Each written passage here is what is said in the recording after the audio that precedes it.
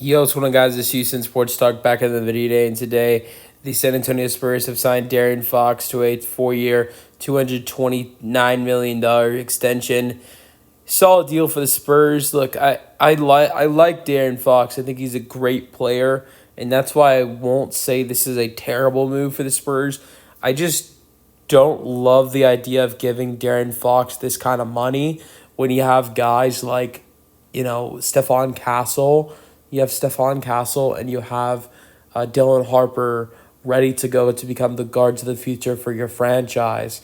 I know there's thinking that Dylan Harper can be good at the shooting guard next to Fox, and Stephon Castle can transition to the small forward position, and that could work out potentially. I just think that, you know, giving out $229 million to a player over 4 years is a lot of money when you've got two great young guards next to Wembanyama for the future, and then you get Darren Fox alongside them, who's, yes, great, but then you give him $229 million. So I think this is a deal that it could come back to bite the Spurs, depending on, what kind of player Dylan Harper turns into. Like, if he turns into a stud, Stephon Castle continues to develop. Like, you've got these two guys who could become the number one and number two guys at the guard position for the Spurs instead of Darren Fox being there. But they made a trade for Fox. They gave up a lot of assets for him, not player wise, but pick wise. They gave up 3 first-round picks. One of them they weren't going to really get back anyways. It was one of the Hornets picks.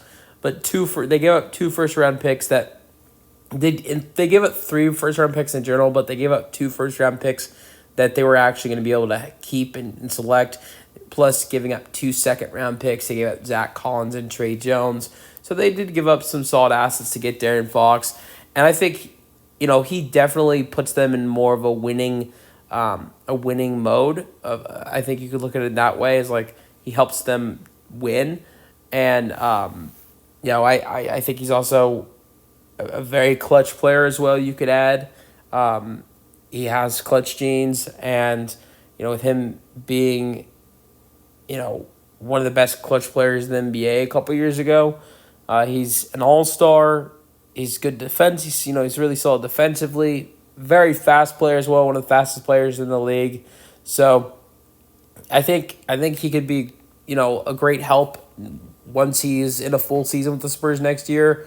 But how will this be long term for the Spurs? I'm not thinking of the first or second year of his contract, because I think by then you'll still see developing from Castle and Harper. But once you're into those last 2 years of this deal, year 3 and year 4, you've got Castle in year 4 of his career, and you've got Harper in year 3 of his career. Those guys are going to be more developed.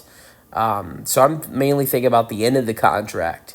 But yeah, you guys let me know your thoughts on the extension for the San Antonio Spurs in the comment section, and peace out.